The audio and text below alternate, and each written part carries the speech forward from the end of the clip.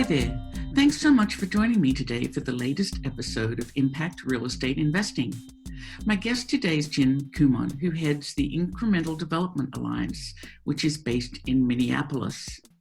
The Alliance began in 2015 as a collaboration between two small-scale developers who found that people kept asking them the same question: how do I build a small building in the place I love?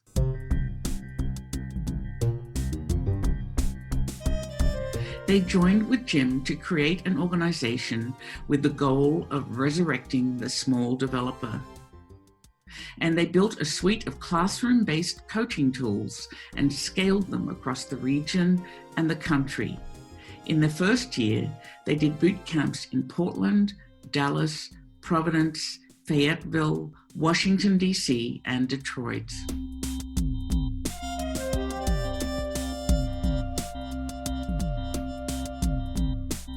Be sure to go to evepicker.com to find out more about Jim Kumon on the show notes page for this episode. And be sure to sign up for my newsletter so you can access information about impact real estate investing and get the latest news about the exciting projects on my crowdfunding platform, Small Change.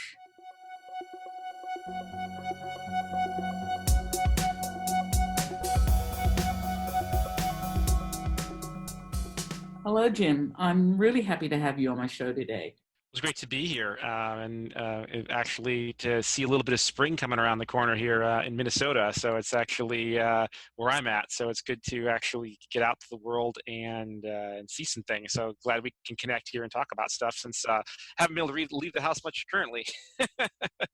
Right. We're all kind of stuck.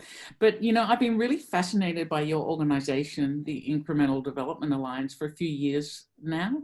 And your work is pretty squarely focused on small-scale projects and small-scale developers, which I really love. So I wanted you to start by telling me a little about why the Incremental Development Alliance exists.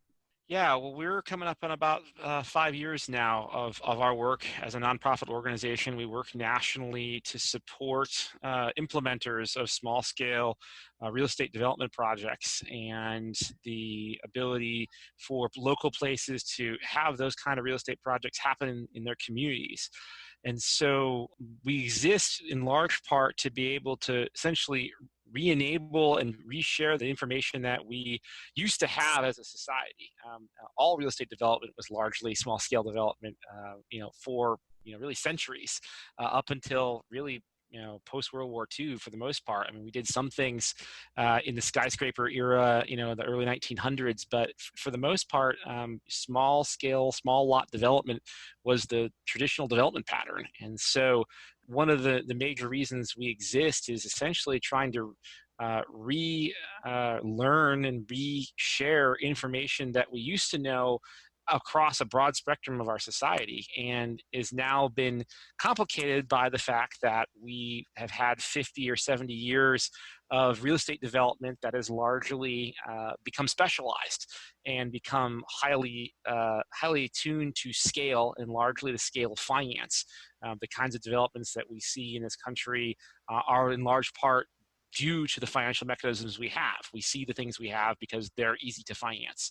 And so the traditional pattern that we've had up until that point in time in the mid-century 1900s is actually the unusual thing now. We can build big box stores and subdivisions and office parks and industrial parks, but the idea of putting a duplex on a 50-foot wide lot is actually pretty foreign in most places. And so we're trying to help put the knowledge back together within the 2020 framework and not the 1920 framework of what you have to do to follow rules and to get things financed to make real estate transactions happen. And so we do so. Why do you think that's important?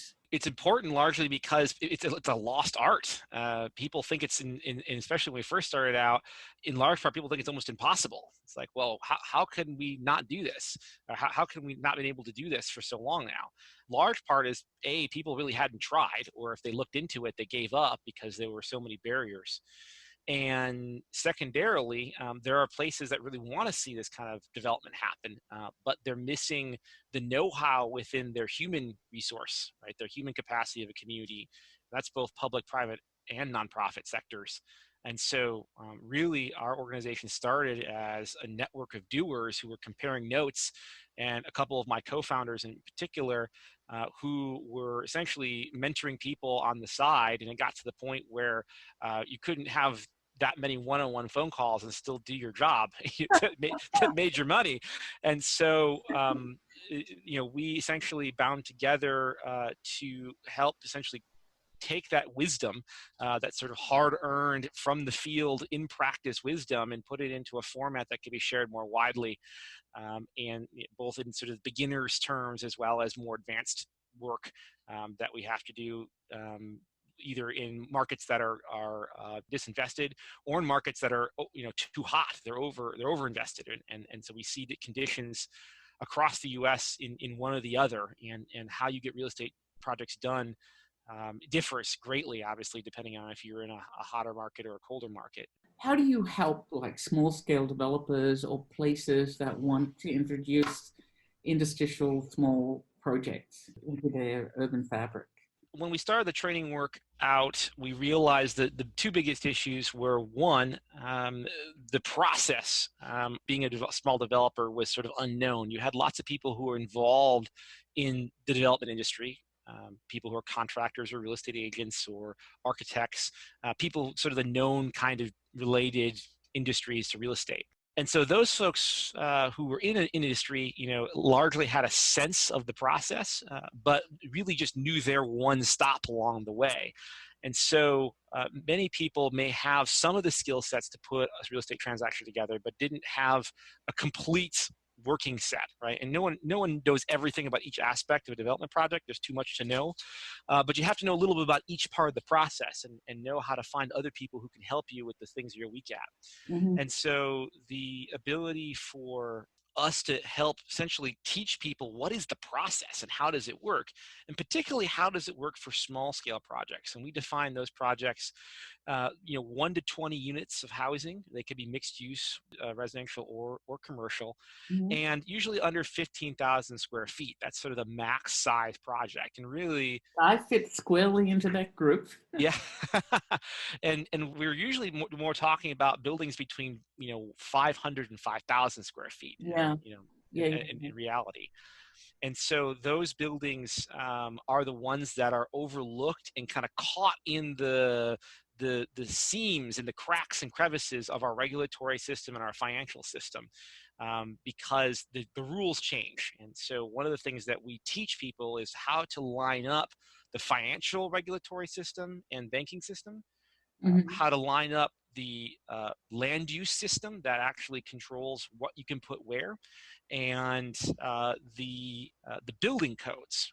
And so the thing is for larger projects, most projects fall under the same set of rules. Like there's certain zones of a city. There's the International Building Code, which is basically everything over 3 units of housing in largely commercial buildings, and the financial mechanism of a commercial mortgage. Right, the rules are largely the same for big buildings. And what makes it hard for small projects is they straddle an intersection of all 3 of those elements where the rules shift, right? Yeah. 1 and 2 family zones are different from 3 and up in zoning land.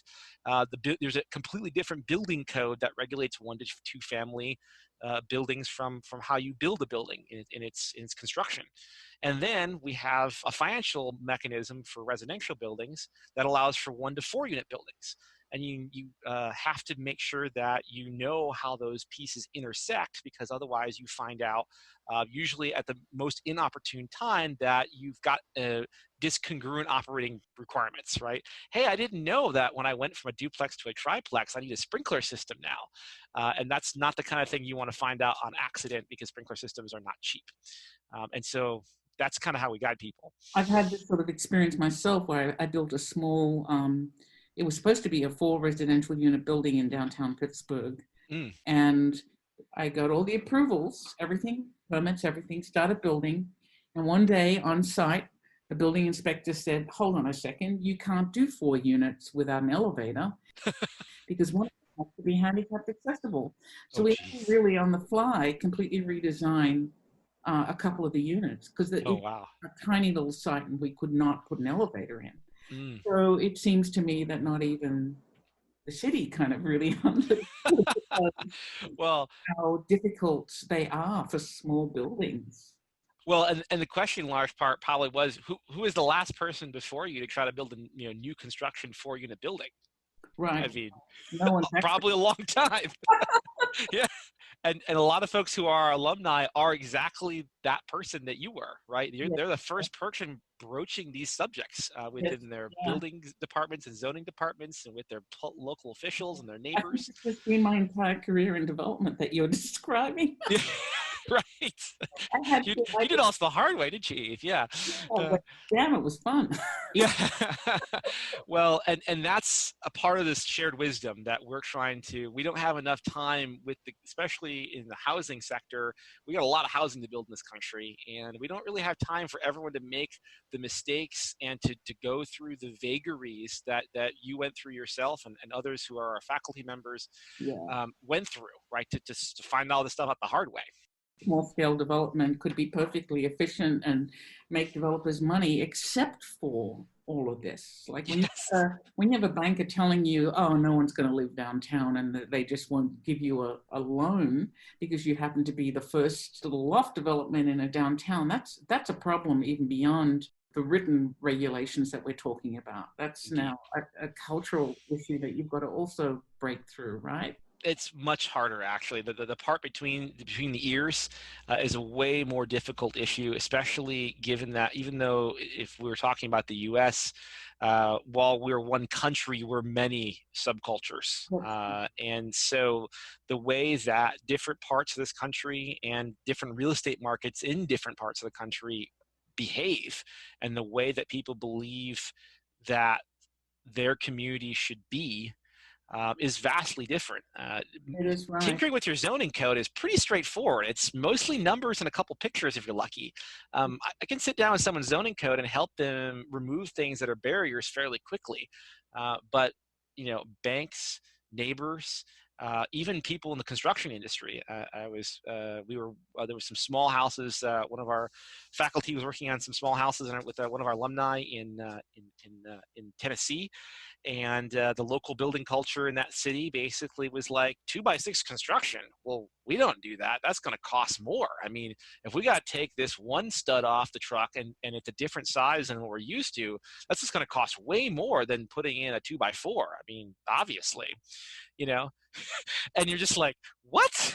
I had a really bizarre issue in Pittsburgh when I was building a tiny house here, and when a lot of people left and houses were abandoned, Mm-hmm. sort of just collapsed them into the basement. So you end up with land that's pretty unbuildable. And I was talking to Jonathan Tate in New Orleans, and he said, well, we just have these little trucks with pile drivers that drive around and drive piles past all of this stuff, right?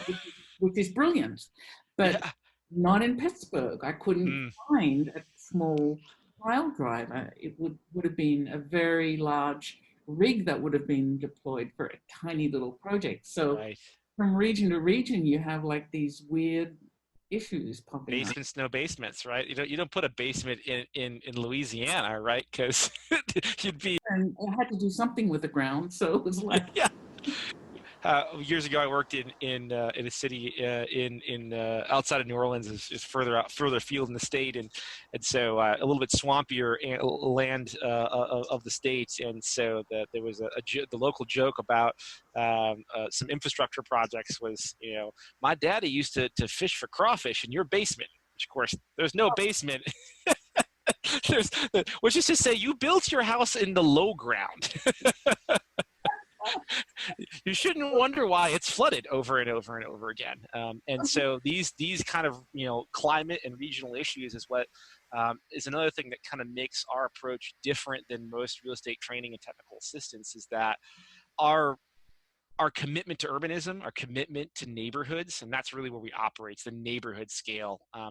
All of our cities and towns in this country are really just increments of neighborhoods. And so what's important from our perspective is there's both small scale as well as incrementalism. Those two things go hand in hand, but they're really separate. And one of the things that ties them together is the idea of time and scale. And so you can be thinking through how a process works in a place for how you build a building. But you have to think through the way that those technical elements fit together, and how it's really going to work when you set out. So for us, thinking through a housing project or a small building, you have to really take it into its parts, and you can't strip out the financial piece from the physical piece. And so most of the real estate training that I took and other people took that are involved with our organization, it was so strictly focused on the financial performance. If you could make the numbers work, somebody else would figure out how to make a vertical 3-dimensional building out of that spreadsheet later, right?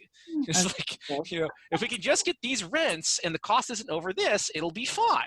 And it's like, no, actually, what goes in that building matters. If you build a building that, as you found out, unfortunately requires an elevator, that's not an inconsequential thought process. And so our belief that the built environment and its regulatory framework has to be front and center and iterative in the process, along with the financials, along with the most usually forgotten part, which is the humans, right? Who is the occupant of this building, and how is this building achieving needs of humans? And as I was an architecture student, as an undergrad, I always kind of thought that, and in my time when I was in school, I was looking at inspirations like the Rural Studio, people who were actually going out there and trying to build things and think about the humans, part and parcel, and the economic conditions that they were a part of in that part of the country.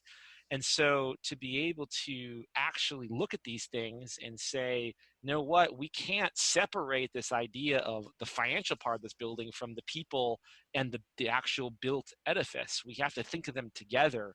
And small scale buildings are so critical because it's not like it's a jewel box, right? I mean, yes, yeah, our buildings, our built environment is largely an aggregation of many, many, many small buildings. The big building is actually the outlier, the exception in the built environment we have. And so one of the challenges we have in this country today is that we forgot how to build neighborhoods. We know how to build complexes. We know how to build parks, right, of office parks and industrial parks. But the idea that fine-grained elements that differ in use and size can fit together, that's a skill we lost post-World War II in planning, design, and construction. And so being able to teach people how to use that part of their brain, how to use that part of the thought process is the critical missing piece to implementation, right? We have the ideas, we have the desire, we're missing the actual how-to. And that's why we created the Alliance, was to sort of fill in that void. So in what I'm hearing is, and I know this to be true, that small scale is incredibly challenging. Is you're sort of up against the same issues as a large scale development, but maybe even more because of cultural beliefs, because of the way that banks like to lend, because of zoning codes that aren't really geared towards small. So it can be a lot more challenging than something large and efficient. Yeah, and we like to say, and this is one of the old analogies by one of my co-founders, John Anderson, who said that small developers operate on the economy of means, as opposed to large developments, which really are, as you say, the economy of scale and efficiency. And the economy of means is largely about relationships and time. There's a finite amount of people and resources that a small scale developer has. And so what is important to understand is that small scale development isn't inherently hard. It's only hard within the context that our American society has built its habits and practices about how we finance, value, and build. And so what is important, and some of the ideas that we kind of hang our hat on about what can you do with a 30-year mortgage? That was a question that came out of the last recession. As I'm making the broad assumption here that we were already in a new recession, but the last recession was a question of what if commercial finance, as we know it, doesn't come back. And so John was one of the people who was looking at this and saying, gosh, what could I do with a federally backed mortgage product? What does that allow for? And Yes. so being able to look at something very basic and very simple really shows what the power of that is. Because if you think about the millions upon millions of 30-year mortgages we have in this country today, it's a ubiquitous tool. Except that there were features of that tool that were underutilized. And so really we were exploring and trying to cross-pollinate what could you do with 1 to 4 units if that was your framework. And so one of Right. the things that we've developed over the last 3 to 4 years, and my colleague Grayson Johnson, co-founder, this is one of her big pieces and contributions to our work, is helping us catalog. And my background comes out of the built environment in architecture, and I did housing in California in the boom years and saw all kinds of crazy things that were going on when you can build a courtyard apartment building which has got 42 units, which is like 42 custom homes like stacked on top of each other and beside each other, all selling for $600,000. This is sort of the rarefied air of Southern California real estate in 2007, right? And Mm-hmm. you get down to this and you're like, wow, this is an amazing building type that no one's done in 40 years, 50 years.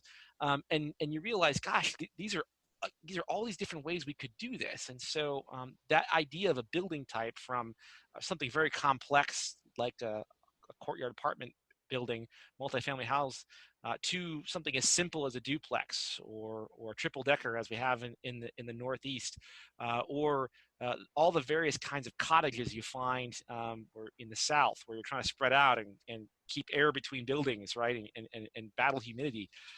All these different building types that are, from a climate perspective and a local culture perspective, akin to a place. And really, because we're a national organization, we gathered up all these different types that largely had a start in a local place and have regional sort of preferences or regional sort of ability to, you find them often, right? And we said, look, well, how could we use these building types in many places? And so we created this idea called step buildings, which would be a way to help people organize through these important thresholds of finance, building code, and zoning code. And step buildings is an important idea largely because we're having to reintroduce things that are in plain sight in many places in this country, but we don't recognize what they are. And the term STEP is also an acronym. It stands for small scale, time enhanced, entrepreneurial, and purposeful.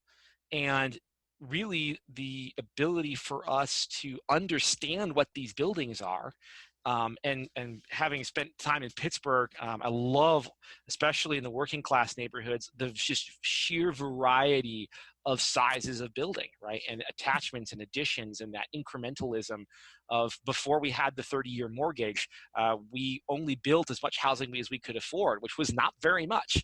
And if we had kids or a family or parents, we made these little additions and cultivated up a structure. And so as humans, we had all kinds of ways to house ourselves.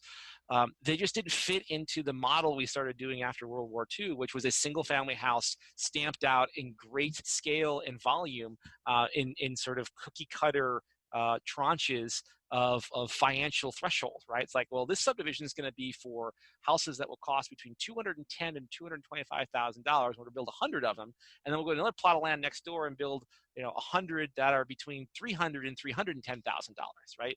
Somehow we went from this fine-grained ability to house people at different points of their life cycle to, you have to pick up and move yourself to a new hunk of land every 10 years in order for your housing type that you have to happen. And so we're trying to catalog all the different ways that you can mix and match buildings together, and be able to explain them to people who may not realize that they live in a place that has all these things. Yeah. Can you share an example of a project or a place or a developer that you helped through the alliance that you are proud of or you think is particularly interesting? Well, there's a couple different conditions by which we end up coming to a place. Now, first of all, we don't just show up in a town and do a training class. We only go places that invite us and are sponsoring us both through their hustle and through their financial support. So we go to places that want us and want this type of work. If you don't want this type of work, it doesn't get anywhere. And we've been to a couple places that said they really wanted this, and then when we got there, they weren't really all that serious, right? They were checking a box. They were, throwing a bone to a neighborhood that's been overlooked, and they weren't really serious. There were some people on the ground there who really cared about their place, but the people who brought us, or maybe who paid the bill, not so serious. And so people ask me a different version of the question you just asked me, which is, what is success, or what happens when someone makes it? And the challenge is right now is that there's a lot of people who want to get something going, and for some of the things I've already mentioned, can't, right? There are some deal-breaking issues that stop people from getting going. And so one of the things that's important and why we do work that's both for the individual as well as for the city is that they need each other, right? Cities, we talk to people in government all the time, like, gosh, I would love to make sure that we can legalize cottage courts. And then sometimes I go off and do it. And they're like, Jim, so we went and changed our zoning code and tinkered with a couple of local practices for our infrastructure. And gosh, cottage courts should just be no problem. And I'm like, does anyone know how to build them? And so like, has anybody had the idea of putting 5 small single family houses together in one lot? Does anyone understand how that fits? And they're like, no, I guess not. I'm like, well, that could be why no one's building them. So we're at an interesting point in time where there's now, especially compared to 5 years ago, a much larger acceptance of a lot of great ideas that could happen and could happen in your place. And so we're working through trying to figure out what's the path of least resistance. And so I can describe a couple of those examples of people who are finding that first step in their place. And we have a couple of longer term relationships with places, which I think is where our best examples come from alumni. And we have a bunch of, up on our website, we have incrementaldevelopment.org. We have a bunch of little alumni stories about people and projects. So I'll kind of just cherry pick a few of those. But it is a project, a couple of places that we're working, that we have some really interesting projects going on, one of which is South Bend, Indiana. And we've been working on and off there now for a little over 2 years, specifically on the northwestern and western parts of the city. We are brought in typically for 2 reasons to a place. One, because there is uncontrolled or unhealthy growth, right? Which is to say the place is a little too hot. The real estate market's too hot. People are being either displaced or threatened to be displaced. Or we have the opposite. The place maybe got the wrong end of a bulldozer for a few decades.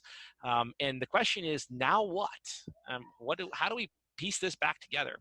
And so, interestingly enough, the tools by which we bring to the table are the same, but the math in many cases is the part that's really different. So in South Bend, we've been brought there by, we originally brought there by the private sector, a gentleman who he's a retired professor and really just cared about the area adjacent to where he lived. And he was kind of right on a cusp between 2 neighborhoods and sort of a typical, especially Midwestern legacy of segregation, the white neighborhood and the black neighborhood. And he lived kind of right on the edge of it and was like, why is it that right across the sort of main street here that I live next to, there are, half the houses are torn down and gone. And on my side of the street, largely the neighborhood's intact. And so when you have a neighborhood that is, economically in a down cycle, the first thing you have to do is start with a rehab project. And so he came to one of our early training classes and began to understand that, well, rehab is where I have to start. But he originally said, well, I don't really want to own and lease buildings. I just want to fix some things up and sell it off to somebody else and have them be able to gain wealth. But then he realized the math problem of when you fix up a building, sometimes it doesn't appraise for the amount that you've now put into it to buy it and to fix it up. And he realized he couldn't sell it and couldn't finance it. He had to kind of hold it for a while and lease it and try to kind of nurse it back into financial health. And this was true of both a couple of residential projects and a couple of commercial buildings that he and a few partners bought. And so the thing that was different about him and is different about the approach that we espouse was that while there are a lot of really difficult physical things to overcome, most of the houses in this neighborhood were over 100 years old. Many of them were beset with typical issues of neighborhoods of that age where you have a lot of lead paint or other environmental things. And so, these are definite headwinds to doing even rehabilitation of buildings, cheap ones, not even anything too fancy, but just enough to make it a decent place to live. And so I think the story there was that he began to build friends, not only people who were doing work alongside him, but folks who might want to move to that neighborhood, who might want to rent in that neighborhood, people who want to start businesses in cheap commercial spaces that had been largely left vacant. And so when all else fails with math and with the physical rules, relationships are the thing that bind us together. That helps us overcome when we have issues with rules. And so he's been slowly building a group of people in the neighborhood to begin to help him. He didn't want to be the hero. I don't want to buy up every lot in the neighborhood, and then I have to be responsible for everything that happens. He wanted to have many people share in that work and to support each other. And so I think his name's Mike Keene. Mike is, one of the success stories, not only of getting a couple projects off the ground, rehabbing a few things, and now he's working on probably what will be one of the first few non-subsidized, deeply subsidized new construction buildings in the neighborhood in probably 50 years. And so, but none of that work would be possible unless he'd started with picking up trash in the neighborhood and building relationships with his neighbors and buying a couple buildings for cheap and fixing them up and finding a few people who would be in them to bring life to those buildings. That's one of the places that we are starting to see the compounding effect of many people like Mike who are now working there, both in the private and nonprofit sectors. So just generally, how do you think we need to think about our cities and neighborhoods so that we build better places for everyone?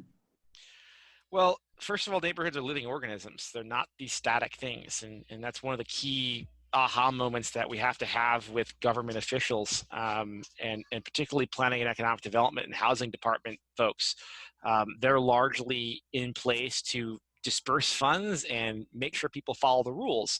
We like to reframe their job descriptions as you are stewards of resources and you're responsible for creating a productive tax base, because that's really what our public sector has to do for us. Our public sector has to create a ability for the services we want to provide as a place, and we have to have a tax base for that. We have to have a productive economy and a local productive economy, not one that's relying on state or federal subsidies to make its ends meet. And so one of the ways that we need to do that is that we have to make sure that our place is constantly evolving. And it's wherever it's at now, there's another place that it can go to be either economically or socially more welcoming and more accessible. And so the building types and the step building thought process is we actually have little cards we've built that essentially have a picture on the front and on the back, explain, hey, this building is in this building code type and is largely found in these kinds of zoning codes or have these kind of attributes. These buildings require sprinklers, these ones don't. These buildings are financeable by a 30-year mortgage, or they're not. And it gives people a sense also for what's possible, right? An owner-occupied duplex is like one of the most accessible building types you can put in any neighborhood. And yet, most of those types you're going to find are buildings that are over 100 years old. We don't have a mechanism that is widespread in this country that takes advantage of the fact that you can build a building that has someone living into it through the wall for maybe you as the owner, that's helping pay the mortgage and also allows us to have a finer grain control over what rents are charged in a neighborhood. Right. And because we're not looking, you as an owner occupant probably have a day job, and you're using this as income or maybe as a long-term retirement strategy, right? And so you don't need the top level rents over time. Now you probably need decent rents up front though, because our financial system, unless you're independently wealthy and can build a duplex out of your own pocket via cash, requires certain amounts of money up front and requires certain amount of conservative, cost estimating. Well, this is something that you and I need to talk about because you've been Yeah, focusing on a 30-year mortgage, but while you've been building the Incremental Development Alliance, equity crowdfunding has been indeed. gathering steam. I really believe that we're going to see different types of financing available, more readily for projects like this. And I don't know if you've been thinking about that at all. Well, I think there's a fantastic role to get into a little bit of wonkishness for folks who maybe have not don't have any background in how a general real estate transaction works. But typically, whether you're building a new building or an old one, you have two components, right? You have debt, right? If you are going to buy a building and finance it, you have the loan you're going to get from the bet, and you have what we call equity, which is essentially your skin in the game that you or someone who's investing with you provide to basically to have a stake in the game. And Yes. that's sort of the bank security that somebody has the financial wherewithal to be supporting this project.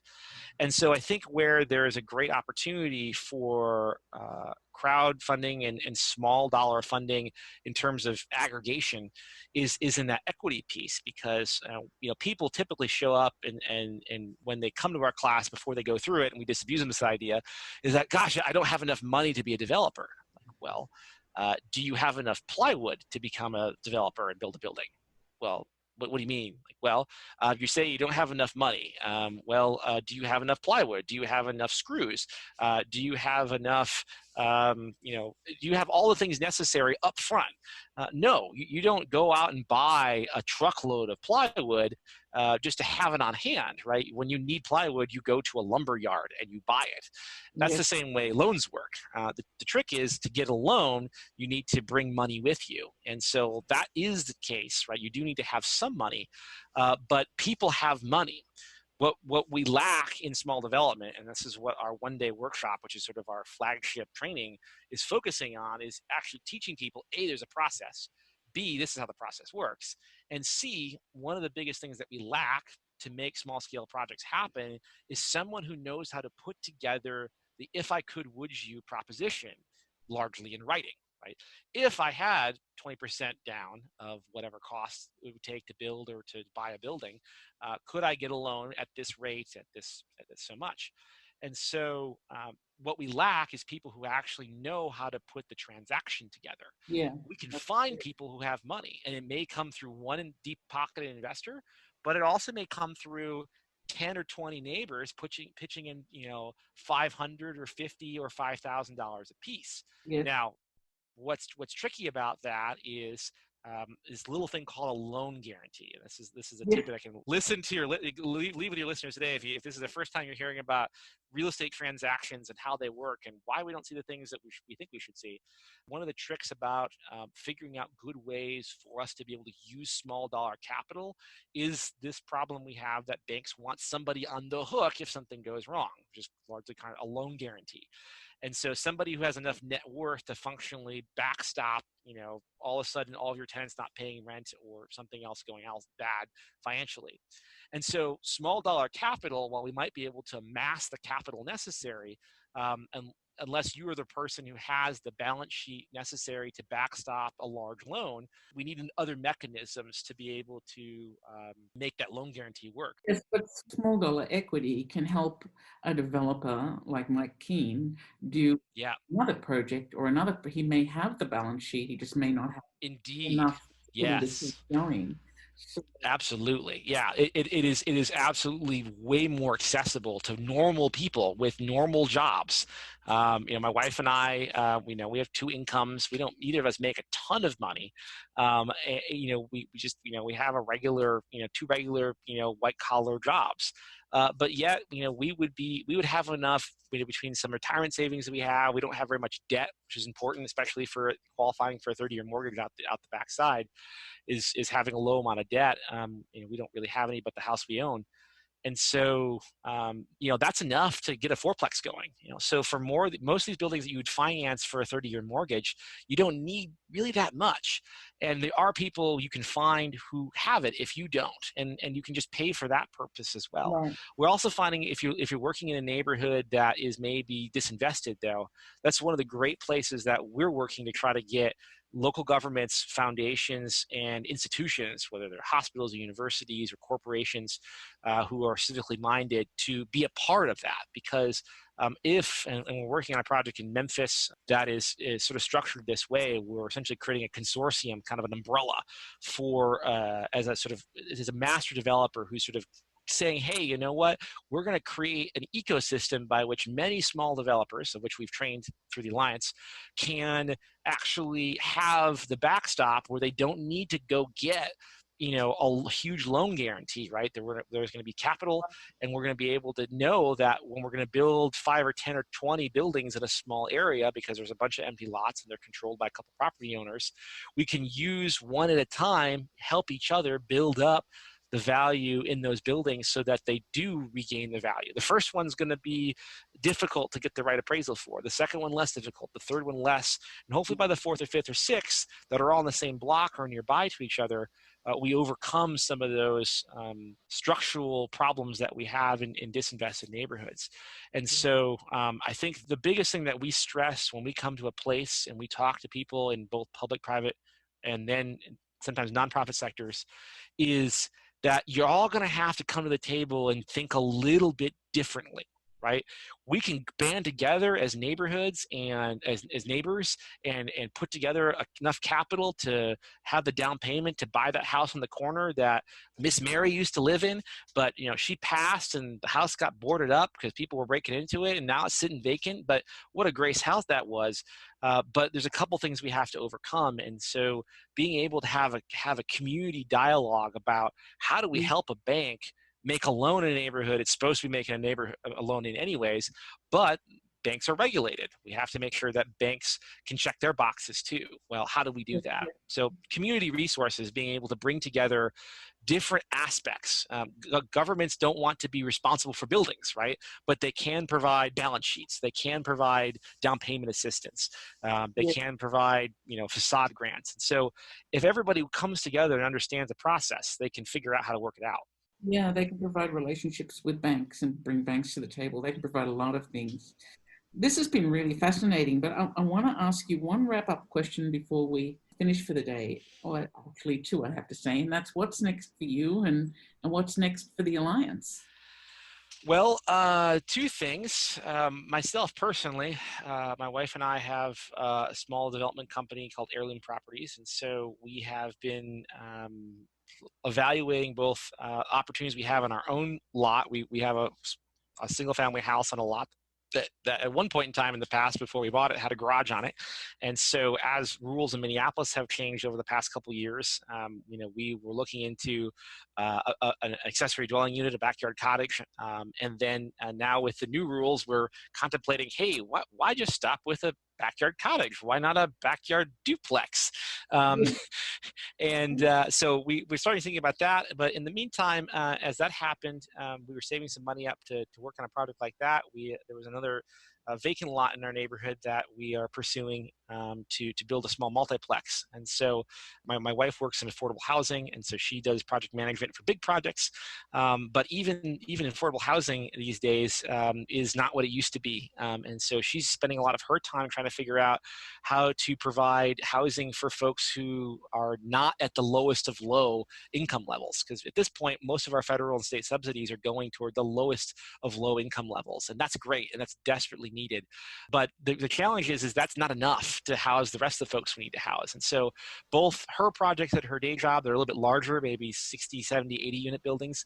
And then some of the projects that we're looking at that are 2 or 6 or 12 units that we're looking at personally in our neighborhood are kind of getting at that in-between scale that we luckily now as a city have come to the conclusion that we're actually going to allow again. We're actually going to make sure that it's possible to put more than a single family house on 60 or 70% of the land in our city that was previously allowed to only have one unit on it. So we're seeing in the last 5 years that the Alliance has been around, we're seeing places start to get some of those pieces of the puzzle right, and we're happy to have been a part both politically as well as from a technical perspective of some of those changes here in Minneapolis. But the work is large. There are a lot of places that need both cultural and technical changes to the way that they look at real estate, especially at the small scale of buildings. And so the Alliance is kind of doing a couple things moving forward. We are expanding our services to support governments and nonprofits and institutions, many of which have neighborhoods directly, either target neighborhoods if they're a city, or if they are an institution where they have a neighborhood adjacent to the place that they maybe have their campus or facilities. And so largely those places are trying to help jumpstart a real estate process, and or if they're in a hotter market, provide housing. If you're a hospital and you employ a massive cross-section of humanity in terms of income levels and household sizes, and you're trying to make sure your workforce is nearby and doesn't have to commute an hour one way, there's probably a lack of housing of some type. And so we're trying to help those places create or recreate a viable housing market in the neighborhood. We're also helping to make sure that there are neighborhood services. So just because you have housing doesn't mean you have all the services you need that make it desirable to live there. And so we're doing mixed use buildings, especially older ones that you can rehab, which is its own sort of trick in itself. How do you help those pieces come together and assisting in that way? So sort of master developers, as well as we continue to expand our services both electronically as well as in person to help cities get their rules right and get their processes to re-legalize, in many cases, the developments they already have, the neighborhoods they already have, which have 30 and 40 and 50 foot wide lots and small buildings that don't quite conform to the rules that were created after those buildings were built. And so we're unwinding a lot of things, but we're also starting to create really fun new things. And one of the projects that we're going to be working on here this spring, especially as we have a little downtime, as many of our in-person events have been postponed, is working on getting some of these technical tools to all line up, to have the right financing toolbox, to have the right building and zoning recommendations and policies, to be able to use the tool of step buildings to help people envision the kinds of buildings they want, not just the buildings that someone has figured out maybe they can make some money at doing and will just keep doing it over and over and over, but to say, hey, we want these kind of buildings in our neighborhood. How do we make those happen? And how do we join together as neighbors to maybe do it ourselves if no one's going to come for us and do it? And that's largely the case. No one's coming to your neighborhood to do the real estate development you want to see, most likely. If they were, they'd be there already. And so we're trying to help democratize the information so that people can use their relationships and create the local systems to encourage the kind of things and to make them happen, actually just make them happen. We're here, we could run around the country and as an organization and just train people all day or give them advice. That's not what we're here to do. Our goal is really here to actually help people learn the skills, but to use those skills to actually make the buildings happen, to rehab them, to build them new. That's what we're here to do. We're not here just to talk about this. We got plenty of advocacy and policy organizations. And so we hope that those of you maybe are listening to this, hearing about us for the first time, if you're waiting for someone to come, that person you're waiting for might be you and your neighbor. And so think about what your role could be as a small developer. And even if that's not your role, we need champions for many of the changes we need to re-legalize our places, to make them vibrant, to make them, and especially in the wake of our current crisis, anti-fragile, to be able to grow in strength through adversity, not just survive. And so we think small scale development is probably the way forward once we get over over the near-term humanitarian crisis of warding off a virus, we're still going to have the very same housing challenges, the very same economic challenges that we did 6 weeks ago. And so how do we deal with that as a country and as our neighborhoods? Well, this has been really, really fabulous. And I think that in the next 5 years, we're going to see a whole lot more incremental development. So thank you very much for your time. And I'm sure we're going to be talking again soon. Appreciate the opportunity, Eve. Thank you so much. Bye. That was Jim Kumon, who leads the Incremental Development Alliance. The Alliance is focused on helping locals strengthen their neighborhoods through small-scale real estate projects.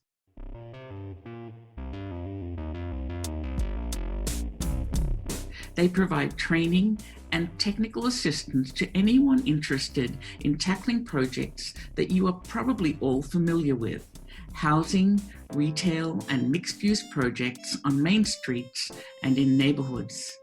Projects typically range from 1 to 20 units. These were once everyday development exercises, but have been pushed aside in favor of larger, more efficient projects of scale. Today, it's a challenge navigating zoning codes and financial institutions to get projects like this built, and that's what the Alliance focuses on.